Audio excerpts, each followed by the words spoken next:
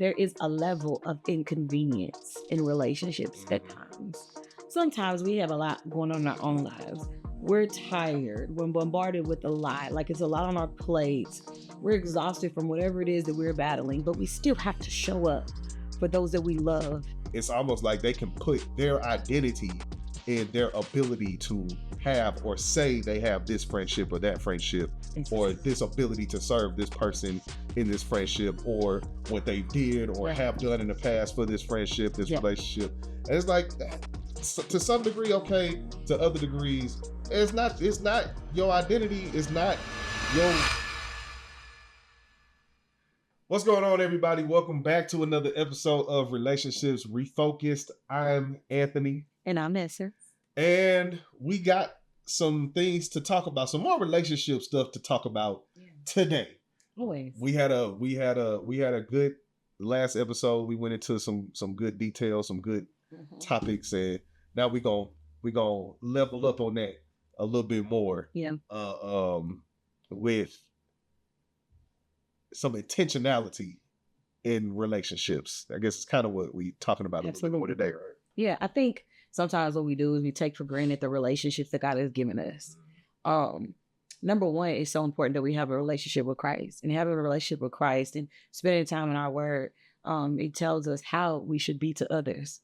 Oftentimes what we do instead is not oftentimes, not everyone, but some people can be very inconsiderate in their relationships, transactional in their relationships, and really not honoring who God has placed in their lives. And so, and that's across the board, whether it be family, friends, or significant others. It's just so important to be intentional in those relationships. I think one thing that we discussed last episode was that when you have a relationship of any kind, at times it can seem like it's a lot because it can be an inconvenience at times. And of course, there are times when that's going to be all over there. It's okay. So we can point this out because this is real life. We're just recording in our basement. So that means our 5-year-old is upstairs having a blast on his own. So if you hear some knocking and some screams, he's okay. Well. He's just having fun. Only child, you know how we only children get down. We got relationships with ourselves. I'm just hoping he doesn't come down. Either way, one thing that we talked about last episode was the fact that there is a level of inconvenience in relationships at times. Sometimes we have a lot going on in our own lives. We're tired. We're bombarded with a lot, like it's a lot on our plates. We're exhausted from whatever it is that we're battling, but we still have to show up for those that we love at specific times. Not saying that we're neglecting our own boundaries and our own self-care, but there are times where regardless, you have to show up for those around you in a meaningful way because you value the relationships that you have. Yeah. It kind of reminds me of a scripture that speaks about us making allowances for each other, which can be encouraging in a lot of ways, and for some difficult. Oh yeah. In other ways, but I think that allowances thing, aside from like forgiveness and stuff like that, like really putting yourself in a position mentally, spiritually, to allow your friend, or if we talking about relationships on an even broader scale, we talking about work, we talking about groups that we're in, organizations, whatever it may be, making room to allow for them to pull and tug on you as they need to, especially when it's reciprocated. When it's a reciprocal thing, your cup is being poured into, and you pouring that same cup of juice back into them when they need it. Yeah, and making that allow. I think that's something that isn't harped on or stressed as much as it probably should be. Yeah. Yeah, one thing that you said that makes sense in a way of like it can be really exhausting being the only friend that gives, that shares concern, that listens, and after a while that becomes draining, exhausting, and you feel just used up. And so it's supposed to be reciprocal. And sometimes people forget that, or they're just unaware of the fact that everything's about them. Every conversation, even if I call you to talk to you about something that's concerning me, and the conversation turns around to be about you.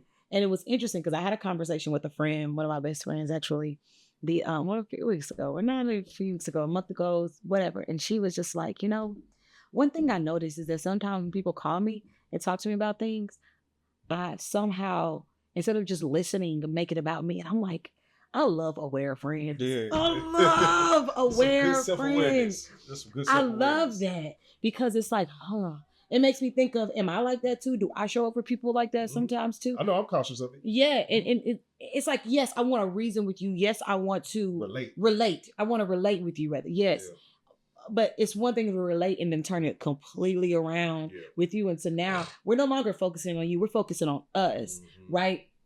And so, like you said, making allowances for one another. And it's like, okay, my friend didn't mean to do that. And if we see that happening all the time, then bringing it to their attention, and hopefully they are making the effort to become better and just show up for each other.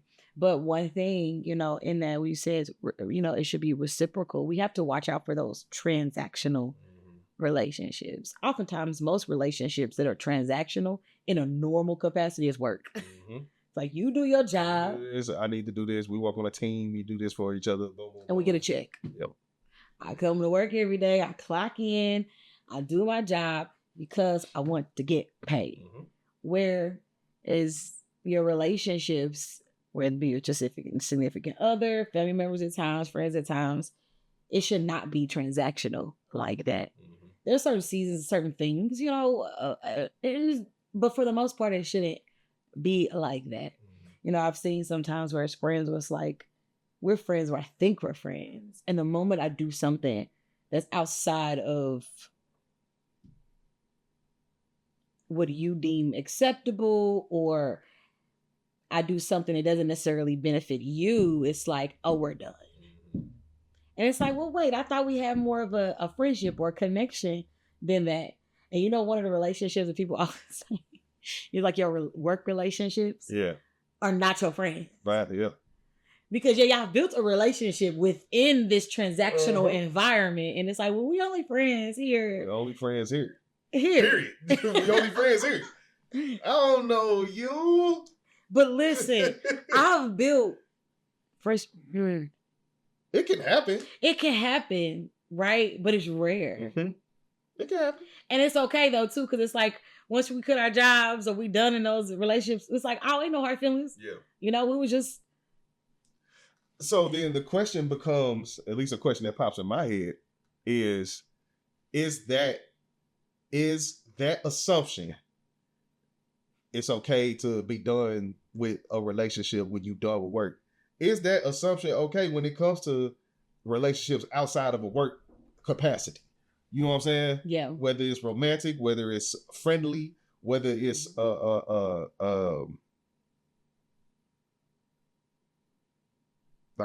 I guess like churchly, like community. I guess that falls in like the organizational, like an organization, a group.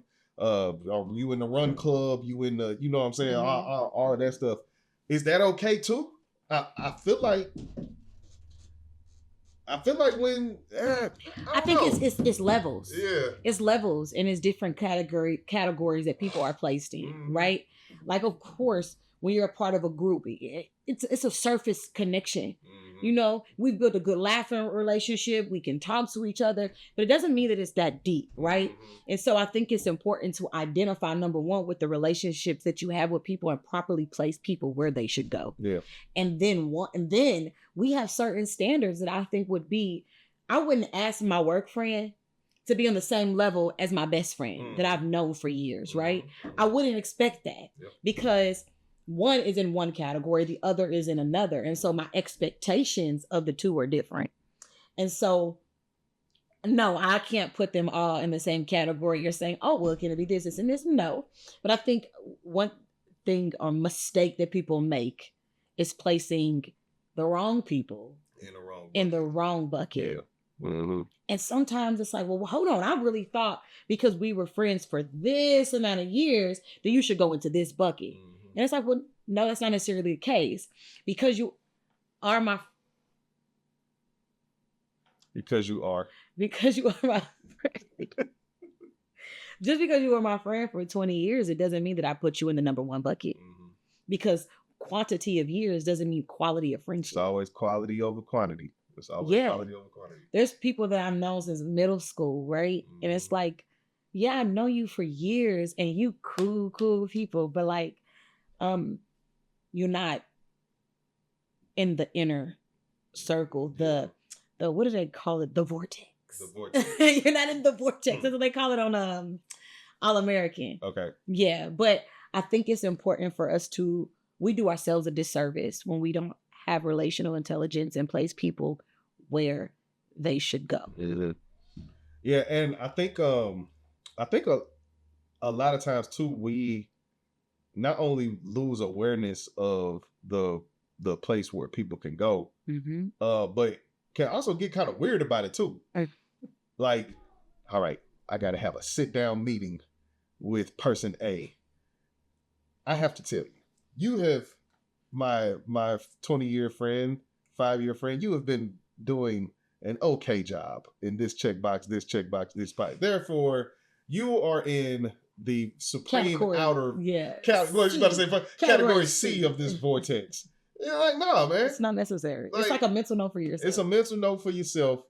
And I hate this, but I feel like it's kind of, I don't hate it, but it's kind of like, it seems like kind of cliche at first, but it's almost like the same way somebody treat you.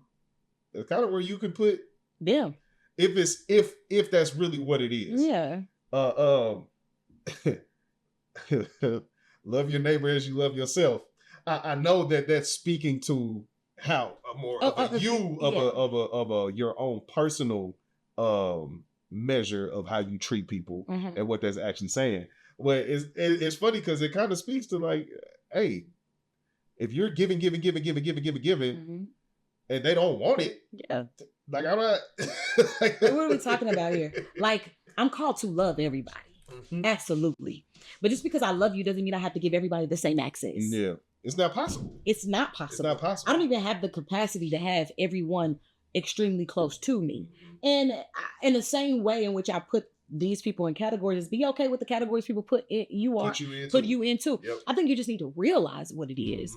Because sometimes we can have it wrong or where we think we stand with other people. Yep. And then in turn it has this weird thing like, well, man, I thought we were better than that. And it's like, well, maybe we weren't.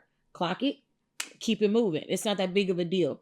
But people who are supposed to be the core, you can have those expectations of them and be disappointed in them, right? Or in the situation or the lack thereof inner intentionality when it comes to it. But I think, yes, you have to take mental note of where you stand with other people and where they are in your life.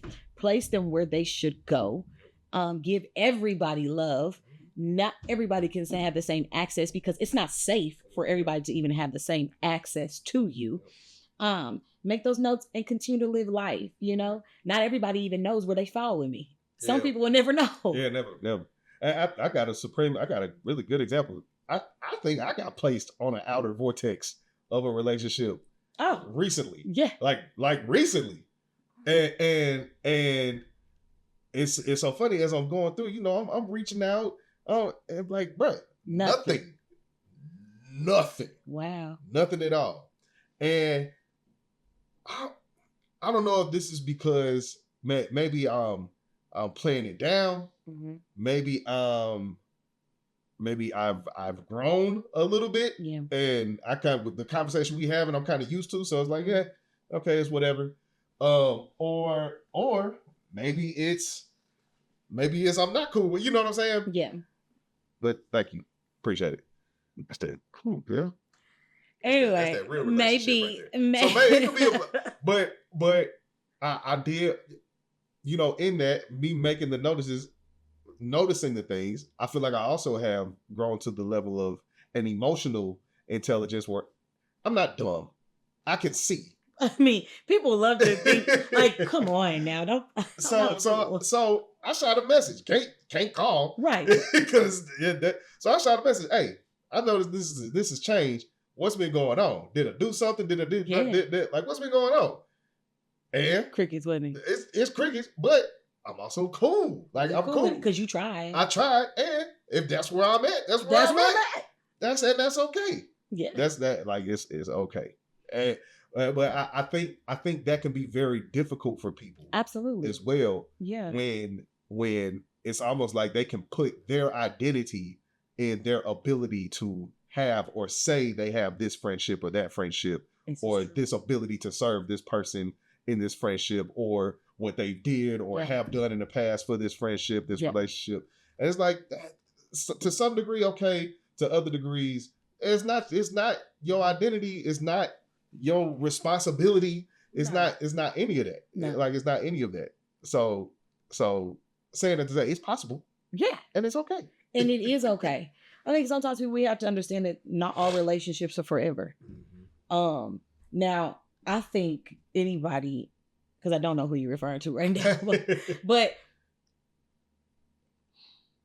if you cut me out of your life for whatever reason, or I cut you out for whatever reason, if there is a grievance or something that I have done, I would at least want the opportunity to apologize if I have offended you. Now, of course, there are relationships and offenses inevitable. You're going to disappoint one another. Well. Come on, buddy. Wherever there's relationships and grievances. Yes. What you got? What's this? This is our family. It is our family, Noah. Do you like this relationship? This is happy. This is funny.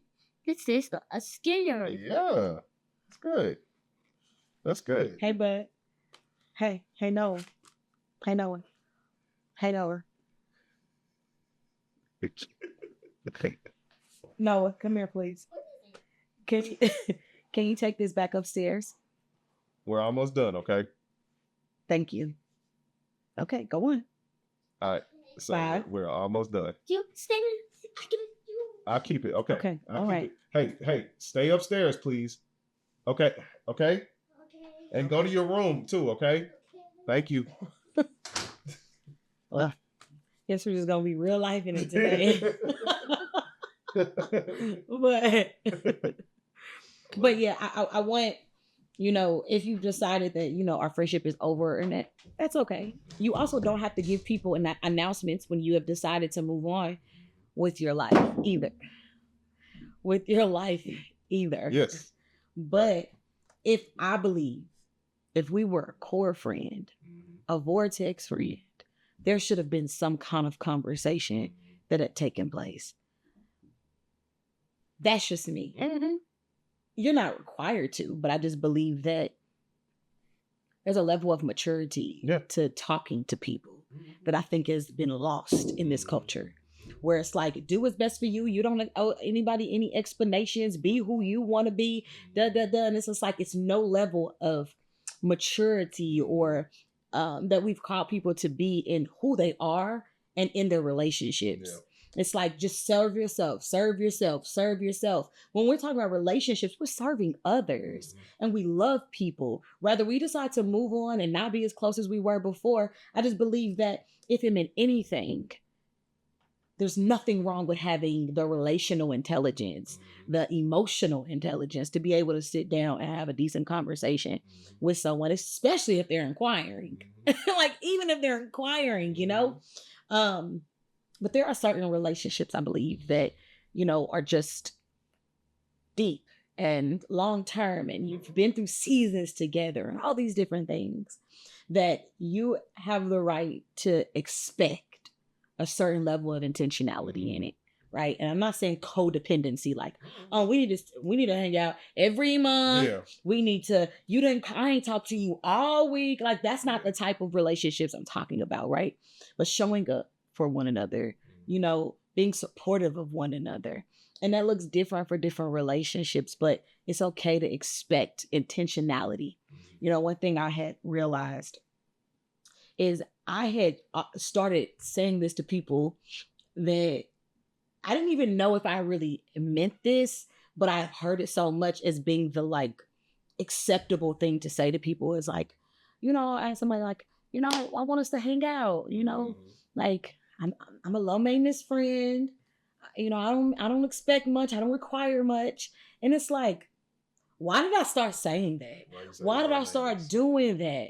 And it's like, I'm asking you to be my friend because I want you to show up in some capacity. I want you to show some intentionality in this relationship. But me calling myself a low maintenance friend was false. It's like, no, I don't expect you to call me every day. I don't have to talk to you we don't have to hang out every single month. Yeah. But it's like, it's okay for me to have expectations of you and how you show up in this relationship, because I too expect to show up. But it's like, let's not confuse low effort with no effort. Yeah.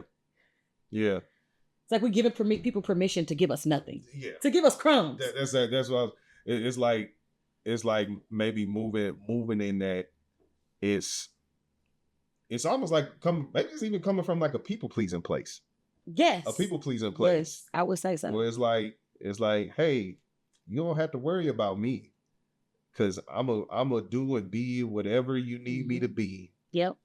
Whenever you need me to be it, and you ain't even got to worry about how I feel, how I receive it, how I'm feeling at that moment. It just don't matter. You know what I mean? And I feel like I too have come from that place a little bit too, in the past. But no, it's funny. It's just one of the things as you grow older and wiser, and you start to lean into the different interests and digging into certain things and topics and reading the Bible and seeing how things go. You kind of come grow into better. Yeah.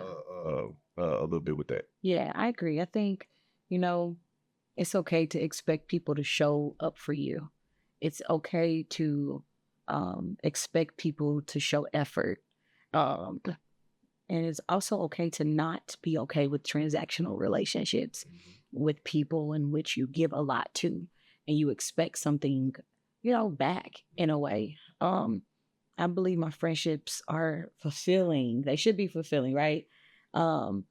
They should be intentional. And that intentionality is even when you don't feel like showing up for someone, you still do it because it matters to them. And it's like, I really don't want to, like, think of it this way. I really don't want to talk on the phone, but they calling me right now.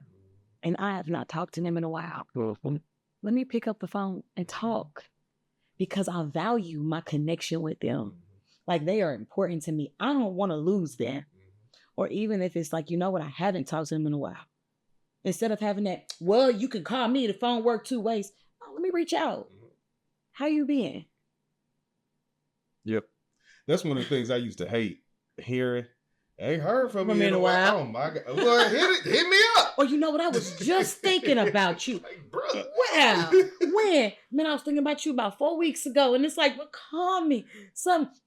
Or, you popped up in my mind. I said, well, did you pray for me? Did you, like, if I popped up in your something, reach out, say hi, make sure I'm alive, pray for me, something. It's so funny. I've kind of been dealing with this recently. When I say dealing with it, sounds so dramatic, but I don't mean it like no like that, but just been thinking about. Yeah. Like, man, the amount of people who I was so cool with back in college. Yeah. When I say I ain't heard from nobody. Yeah. Nobody. And these people be popping up in my mind. Yeah. They be popping up in my mind, right? And the only reason I have heard from them of them is because I hit them up. Yeah. So I just be thinking like, dang, bro, I ain't heard like nobody has thought. People who like for a couple summers, a couple years. Yeah. Granted, the last 10, 15 years probably insignificant, but we was hanging tough around that time. I would have thought I would have heard at least, hey man, hey, how you been? Hey, what this, blah, blah. Nothing. Yeah. Nothing at all. And then I thought this is what got me. It's a self-awareness thing. It's like, man, I wonder who can say the same thing about me. Oh, love it. Like I that's wonder good. who can say the same thing about me. Yeah. Because I'm pretty sure it's people who I was cool with. You know what I'm saying? That it just has not come to mind. Mm-hmm. It just not come to mind. I don't think it's that many. Well, I just, Right. But no, it's just one of the things like where two things can be true. It's like, dang, that is kind of crazy. And hey man, you might be in the same. And guess what? You walking around like it's okay. Because at the end of the day, it is. It is. It's okay. Because we don't have nothing. Because a lot of times we don't have nothing in common. Yeah. We don't have nothing to talk about. We have nothing in common. Yeah. It's literally just, I'm just thinking about it from the standpoint of just checking in. Yeah. Because we did at one point. It's like, oh, we were super close. You know what I'm saying? But that's just the thing with growth. Yeah. With that growth is we go down different paths, and that makes us less likely to cross each other's paths or even each other's minds sometimes, because we're so opposite of two different lifestyles and lives that we're living. That so a lot of people are just so far out of mind that it's not intentional, right? It'd be great if we could keep all the connections, that we've had, because they're near and dear to our hearts. These are people that we spent significant years with, time and experiences with. And so it was valuable parts of our lives. And when it comes up into our minds, we're like, dang, I wonder how they doing. I wonder how they doing. Yeah. So and that's it. So you're not even, it's not even expecting a reconnection. Curious. It's just, how you doing? And I think that's kind of awesome though, that that people pop up in your mind like that. And then, you just reach out to just make sure they're okay. I think that's a beautiful thing. I think most of us should be like that, just in general. Even if we're embarking on different journeys and paths, just like it's the love and care. It's just like, how you doing? That's it. Just legit curious. Yeah. Like, hey, what you got going? Like, man, it's something about. It's been a long time. It's something about humanity now. It's just like, like y'all don't like each other. Nobody cares about anybody. It's all about you, and. Yeah, I think, we should always, like you said, just to bring all back, is just make those, give grace to one another and express, like what we've said in the past episodes. Tell somebody when they're not showing up for you in the capacity in which they should. And just remember, if you can't see your life without them, be intentional with them in it. Show some care. We're not saying codependency. We're not saying you got to spend this amount of time and this amount of days with them. But do they know you care? Yeah.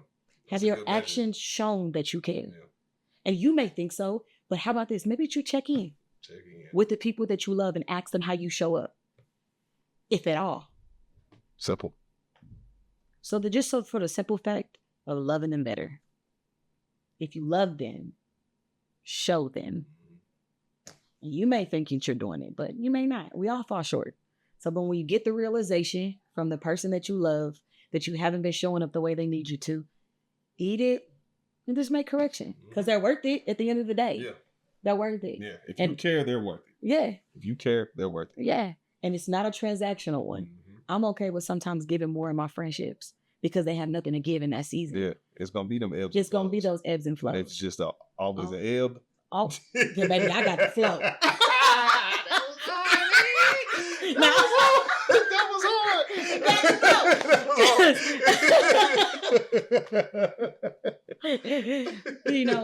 And in the next episode, I really want to talk about access being denied, because we also have the ability to take inventory of the people in our lives and determine if access should be granted or denied. Yeah. I think it's important to evaluate ourselves and evaluate our relationships and be aware of when it's time to end relationships, whether it be romantic Even with family, and that one can be a tough one for people. It's like, but they such and such, but they did this, they continue to harm you. What are the boundaries that you put in place? And sometimes it's okay for us to do that. Yeah. And so I think I want to really discuss that next time of, yeah, we went over, telling people what you need and how to show up and asking for a report card of such, and being intentional with the people that we love and not transactional. And then sometimes we have to know when it's time to cut ties with certain people. Yeah. Even if it's like, hey, I see you when I see you. And it's all love when I see you. But this thing, it gotta separate. It's okay to deny access because everybody doesn't deserve the same amount. Yeah. So I think we should talk about that. Yeah. Next time for sure. Well, next time. We're gonna talk about it. We're gonna talk about but your access ain't never denied. That's right. Always granted. They'll always let me in. Mm-hmm. Okay. In the meantime. And in between time. Stay focused, stay intentional, and always, always, always check yourself and get back on track, loving people and loving Christ the way you're supposed to. That's it. Stay focused. Right there.